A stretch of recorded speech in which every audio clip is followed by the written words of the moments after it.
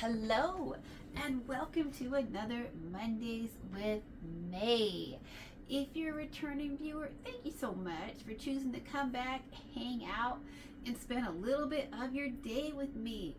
And thank you for your patience while I briefly introduce myself to anybody who might be new to my channel. Hi, my name's May. I love yarn. Yep, right here in my hands. I love to knit. Yep, that's what I'm going to be doing with you today. I'm going to be knitting. And I also love to crochet. And I also happen to have been born visually impaired, legally blind, and completely colorblind. So I mostly knit and crochet by feel. And, you know, I just feel like it's, fun to be here on YouTube chatting with you. So I'm going to be knitting with you today, and say hello in the comment section.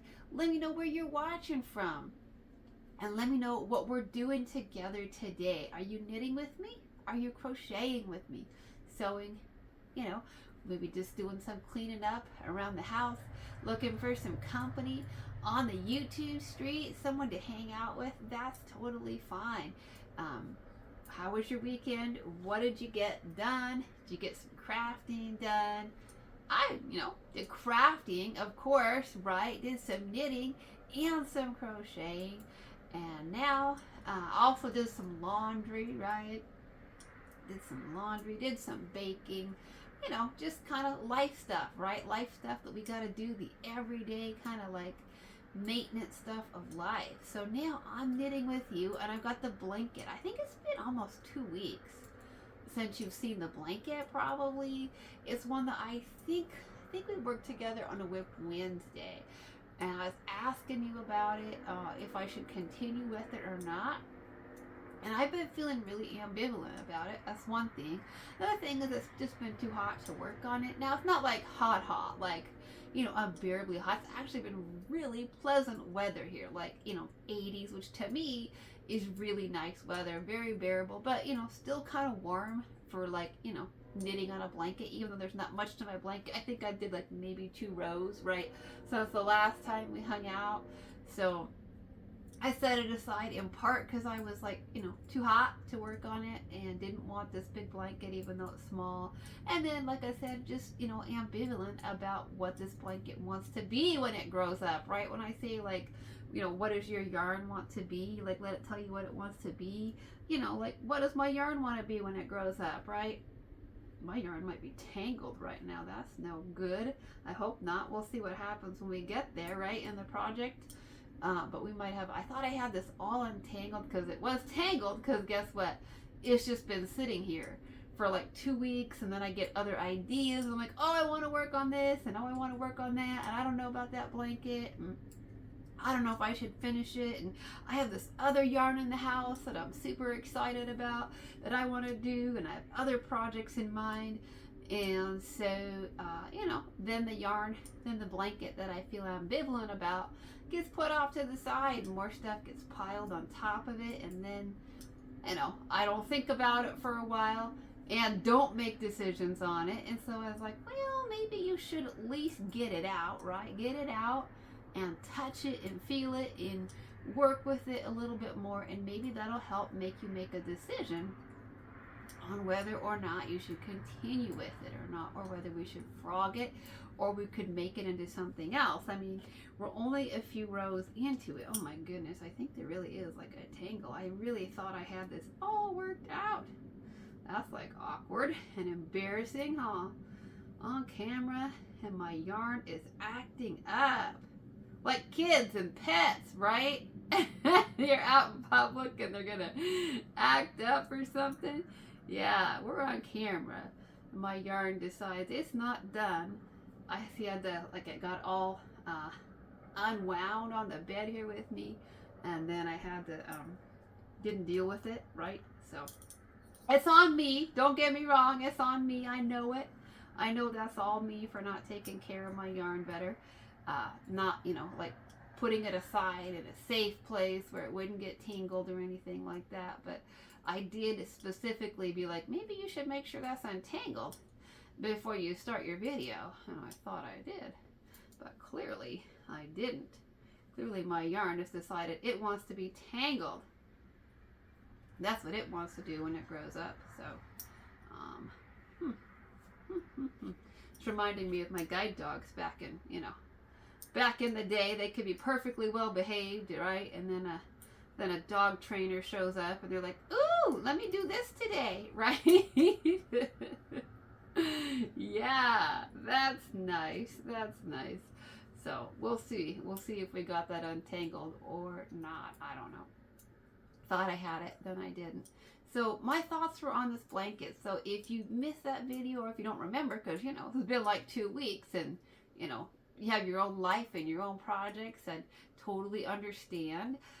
It is the Knit Picks and We Crochet Brava Bulky in the color Tranquil, which is supposed to be like a really nice green blue, like a watercolor, like the color of the ocean kind of, which is why I wanted to remake this blanket that I made years ago that I've given every version away of, and I thought it'd be fun to have one for the channel so y'all could see it.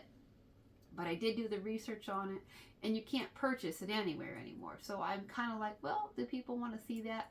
And I would love to hear from you. Do you want to see a blanket that you can probably never make or not? But I'm not that far into it yet, meaning I haven't started like the picture on it yet. It's supposed to be, the picture is a sailboat. It's like sailboats, right, on the water. And I love sailboats, right?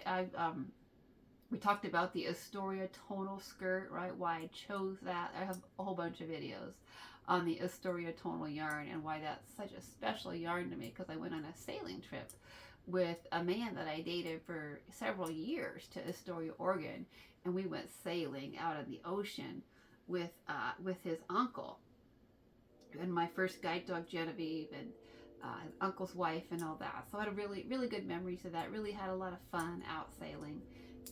So that's always going to be special to me. So we like sailboats. He really loves sailboats, and he used to think that he was gonna he used to think about getting a sailboat one day. He never did, even though I know he likes the idea of it. He's busy doing cross country skiing and doing gardening and all the things, fishing, and yeah.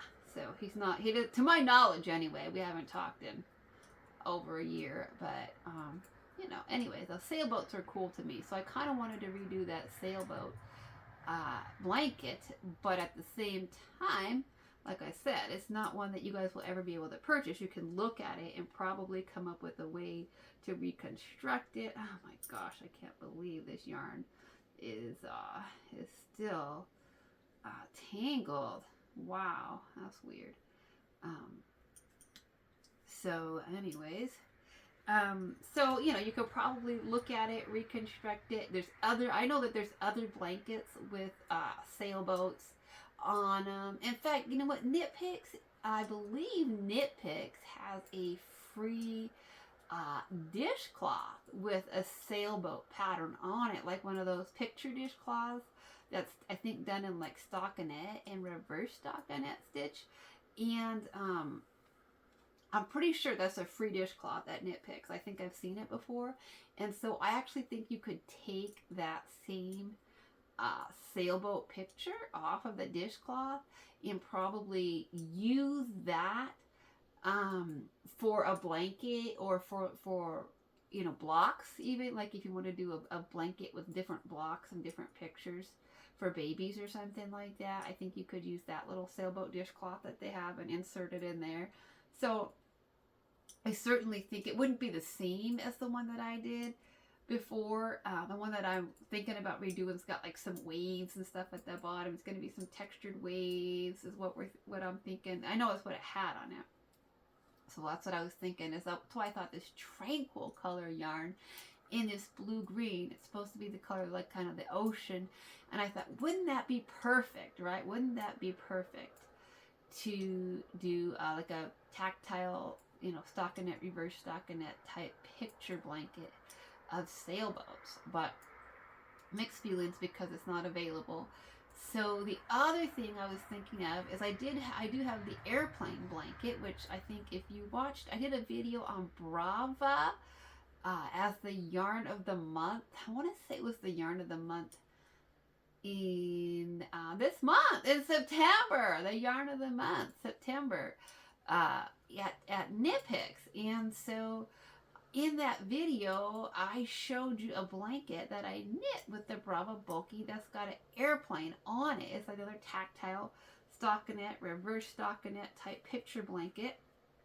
And I did knit that in Brava in the color Sky. And so to me, wow, I cannot believe this yarn is so tangled. Oh my gosh.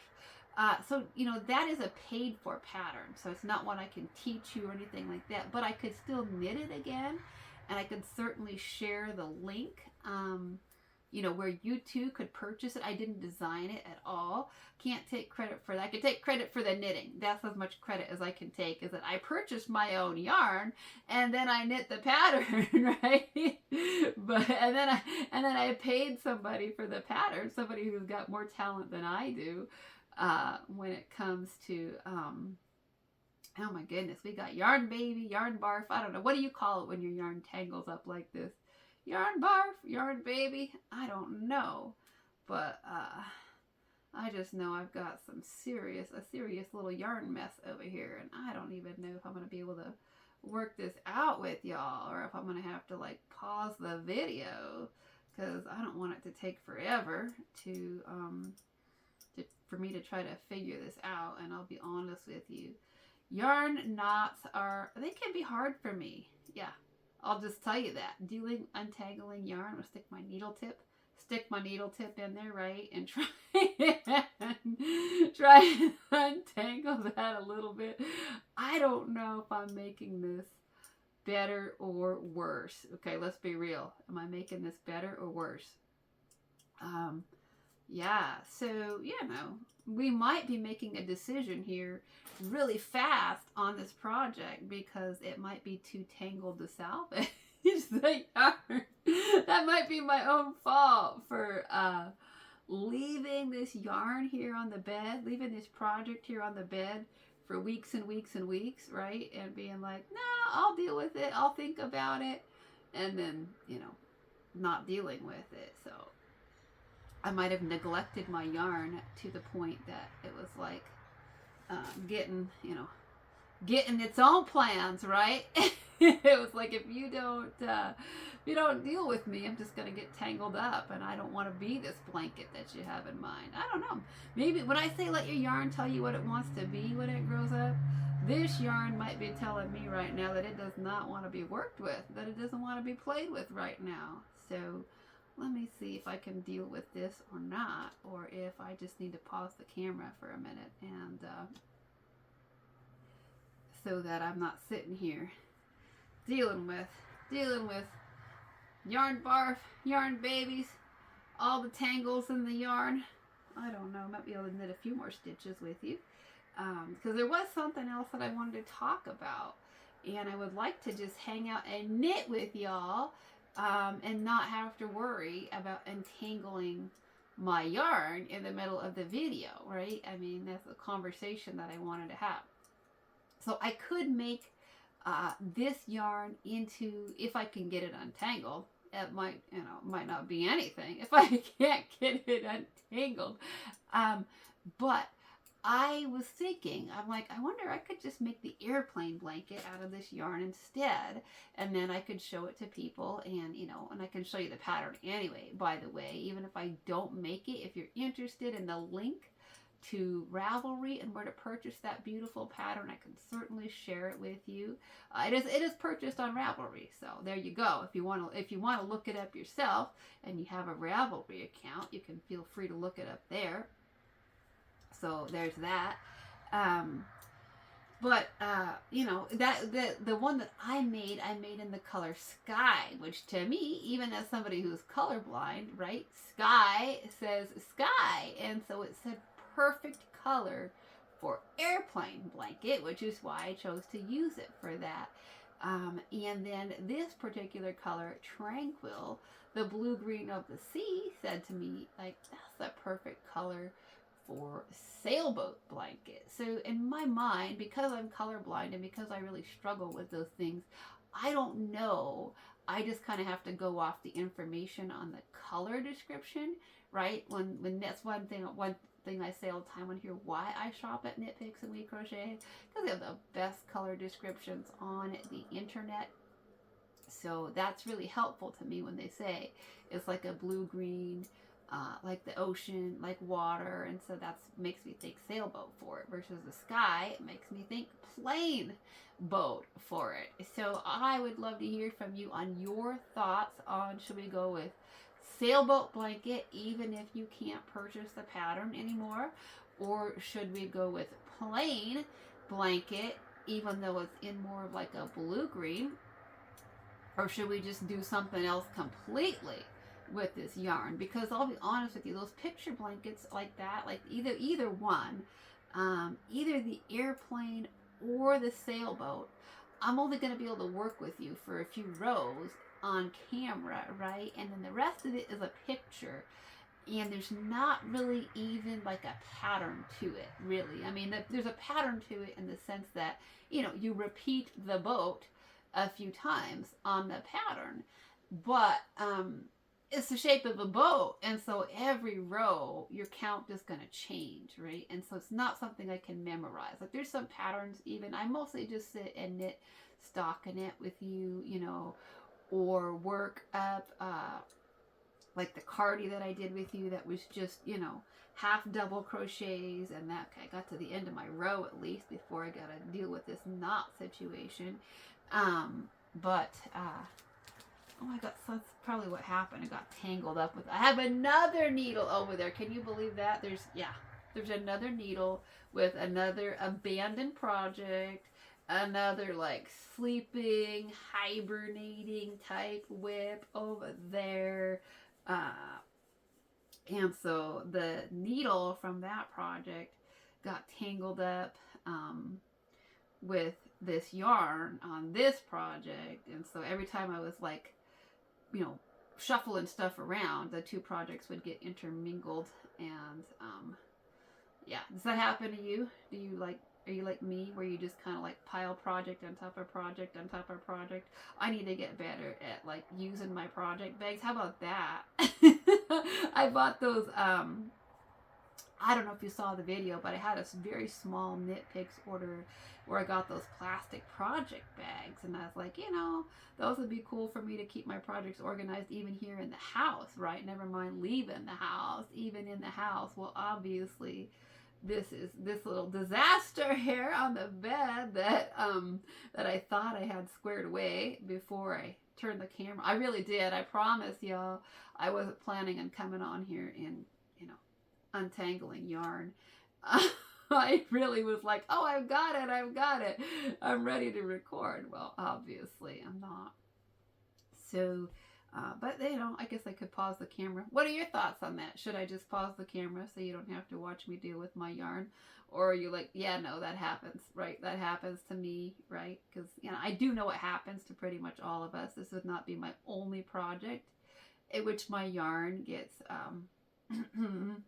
tangled, right? Where we've got to like stop and deal with knots and unwind and fight with our yarn a little bit, right? So, yeah, I know I'm not the only person, but still, most of you, don't do it on camera. Or maybe you do. If you have a YouTube channel out there, let me know in the comment section if you're a YouTuber as well.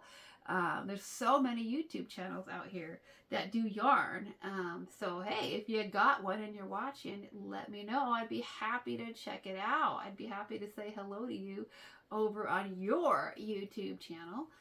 If you're knitting over there, if you're knitting or you're crocheting or, sewing or cooking or doing some other craft over there that might be of interest to me, let me know. So anyways, though, I actually had another topic that I wanted to talk about today, just to have like a little, a little convo with y'all. Let's see, what am I doing here? Okay, so I've got to deal with my stitch marker situation. Did you ever have that happen where your stitch marker, gets like a mind of its own and hops over the stitches? Yeah, that's what mine just did. So I was doing some trying to maintain some stitches and seed stitch for the border on the edges there. So I've got like stitch markers in there so I can feel that. So I've got like 4 stitches, right, on each border of this blanket in seed stitch, where you do your knit one, purl one, knit one, purl one. And it just helps me so much to have, especially when I'm chatting with y'all. But you know, just anytime, it helps me to put a tactile marker. I have a whole video on stitch markers, and it helps me to put like a tactile marker in there, just to say to myself, like, hey, you're doing something different here, right? You either got like a pattern repeat, or your pattern's changing or something like that. So I have a whole video on stitch markers. But sometimes stitch markers and yarn can, you know, slip around, right? And your yarn gets on the wrong place and on the wrong side of the stitch marker, and then your stitches get messed up. So I had a little bit of that going on there for some reason. It just happens sometimes. So, but what I want to talk about is it's the last Monday of September, right? Can you believe that? Last Monday of September. So, October is Blindness Awareness Month. It is. It's Blindness Awareness Month. And so I'm not totally blind, but I am legally blind, and I do use a lot of the same technology and tools, and you know, I use a white cane when I leave my house. I use screen readers, but I do have some sight, so I use magnification. And you know, the reality is that most people who are considered blind by like the medical community, you know, considered documented as blind, are not totally blind. And, you know, many of us use similar, you know, either white canes or guide dogs. I had guide dogs. I had 3 guide dogs for 17 years. So I definitely have experience there. I got my first cane when I was 10. I have a lot of experience with that. And you see me, I use different talking things in the house. I use Braille sometimes. Still use large print. So those are things that I want to talk about during Blindness Awareness Month. And I feel like, you know, as somebody who has a YouTube channel, right, it's a great place for me to sort of educate people, but just put the information out there on YouTube too for anybody else who's dealing with vision loss, because I know there's a lot of people who have vision issues, and that's partially why I'm here on YouTube, because I realize that there's really not a lot of visually impaired people out here on YouTube, and I get why. There's like all the awkwardness of, you know, cameras and lighting. You see me with all the, I've had my camera tilted so bad before, it's like listing and I couldn't tell, you know, and I can't figure out the lighting thing, and I don't even know if it's too dark in here now for you all to see or not. Like, I don't know. And so I understand, you know, and then plus there's the whole editing stuff. Like, I've been real with y'all, I do minimal editing. And when I say that, I mean minimal as in you know,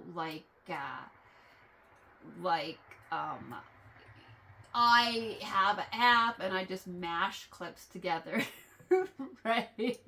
That's what I do. Like, we pause the camera and we start the camera, or we stop the camera and then we put a clip in. But that's it. And so I can't do fancy editing visually and all of that. And so I understand. I don't think a lot of those editing programs are accessible to people who use screen readers like myself. And so I think they'd be too challenging. At least for me, I haven't found one that is accessible for me. I've looked at a few, and so I understand why people who are visually impaired would not want to be on YouTube, and you know, and would find it challenging for the same issues that I'm having issues with: editing, lighting, camera angles. Is my camera in the right position?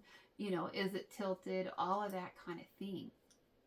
So I understand why, but I also think it's important that there should be some information out here on YouTube because of so many people who do deal with vision issues. So I really do want to use my channel during the month of October to talk about some blindness stuff, some visual impairment stuff, demo some of the tools that I use, talk about some of the things But I want to hear from you all. Like, is that going to be a huge turnoff for some of you as my regular viewers and subscribers? I know that the majority of you that are here, you're here for yarn, right? Like, I get that, because I love yarn, right? I can talk all things yarn. I am a yarn addict. I love yarn. I love to shop for yarn. I love to touch yarn. I love to play with yarn. I love to surround myself with yarn. I do. When I say I love yarn, I love to knit and crochet. That's the truth. Yarn makes me happy. Yarn's my great escape. So, it just does something for me, just to touch it, just to create, to have it as a creative outlet, all of that for me. So I understand if the majority of you are here and you're like, now I just want yarn. So let me know your thoughts on how much of that is going to be okay. And like, I would like to ideally plug in a few cooking videos. I'd like to put in a few cooking videos. I don't want to do a ton because this isn't a cooking channel, and I get that. But I'd like to put in a few more. I know I have just a couple. I think I have cooking a stir fry. I cook a chicken cashew stir fry at my parents' house. What else do we do? I think we cook some salmon patties. We bake some cookies, maybe. Some cake mix cookies. That video got cut off. My phone did a very strange thing and shut itself off in the middle of the video. That was so bizarre. And I totally was like, I almost took that video down numerous times. I was like, ooh, that video is so bad, you should take it down. But I haven't. So we do have a few cooking videos on the channel. But, I'm like, is that like, do people just want that? Do they not want that? Are they interested? Are they not? So, how much is too much in that area? Wouldn't be, I don't know. So part of me definitely wants to put cooking videos, a few more cooking videos on the channel, but I would love to know. And if I do, should I just stick them to like certain days? Should it be like, okay, Tuesday and Thursday we'll do like blindness type stuff, and then we'll still do some finish it Fridays. There's still going to be yarn unboxings. We're still going to talk about yarn of the month and yarn reviews and that, and yarn sales, right? I want to talk about yarn sales in October still, right? I do. If there's yarn sales in October, you just know I still want to talk about it. But at the same time, that's a whole other thing I want to talk about too. Yarn sales. Like, I will talk about a yarn sale, if it's like a week, or even a few days. But at the same time, there are some quick sales. Sometimes like Webs will do sales that are like, a 3-day sale or a 5-day sale or something like that. Do you want to know about those sales or not? I don't think I should even bother doing videos on like flash sales, because, like 24, 48 hours by the time you get home from work or something and see the video, it's probably not, may or may not be, relevant information. So there's that whole thing about the sales. But I don't know. But at the same time, I've really cashed in on some cool flash sales that I happen to get. I'm at home, right? I'm not working right now, so I'm at home, and I totally get, that I can check my email, first thing in the morning, multiple times a day, get all the deals and the steals on the sales, all that kind of stuff. And not everybody can. Sometimes you come home from work and you do not want to deal with your email. You just want to like grab your craft, grab your knitting or your crochet, and like just turn on something, some little company on the YouTube or something, and have somebody to hang out with and craft with for a little bit after dinner for an hour or something before you go to bed. And so I get that, where you're like, I don't check my email. When I was working, I often didn't check my personal email during the week. It would go for several days. I might try to do it like on Wednesday or maybe Tuesday, or, well, probably wasn't Tuesday. I worked a lot of walk-in shifts. I worked in mental health and did a lot of walk-in shifts on Tuesdays. So when I think about it now, I'm like, some Tuesdays I did, some didn't, depending on how the walk-in shift went, right? If there was nobody there, guess what? I got to go home at a reasonable time, at the regular time, and had time to go to the gym and work out and check my email and all that. But if you have like 4 walk-in clients in one afternoon, right, and they're all needing attention, and then you got to do the paperwork on all that. So, then you don't get home till like 7 or 8 o'clock, and it's like, oh my goodness. So, some days at work, and I'm sure many of you have jobs like that, right? Where you're like, some days I get home before 5, and other days I get home at 8, right? So there's that. So I get it if you're like, yeah, I don't even check my email during the week more than like on Wednesdays or something. So you miss some of the flash sales and the deals and the steals and all that. I would totally understand if you're just like, I just turn on YouTube and look for a little company for an hour or so while I knit and craft and stuff. So anyways, would love to know your thoughts on that. So we're still definitely going to talk about yarn in October, okay? Don't for a minute think that we're not going to talk about yarn in October. We're going to talk about yarn in October, because you just know I'll still be knitting. I'll still be crocheting. I'll still have this pile of tangled yarn next to me, right?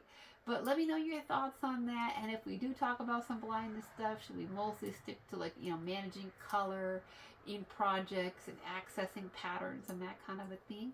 I would love to hear from you on your thoughts on that. So anyways, I'm almost here to the end of my row, and I think I'm just going to do these 2 rows with y'all because, they're long rows, and then we also, we had to pause the camera for me and all my awkwardness of my tangled up yarn there. So I think we're just going to finish this little row here. Got my last slip marker, my stitch marker, and I think we'll just work these last 4 stitches in seed stitch. I'll hold up the blanket real quick so you can see it. So let me know, sailboat or airplane. What are your thoughts on that? What are your whips? What are your projects? How you doing? Let me know your thoughts on Blindness Awareness Month for October. So here it is. We just did 2 rows on the blanket. Okay, well, you know what we're going to end with, right?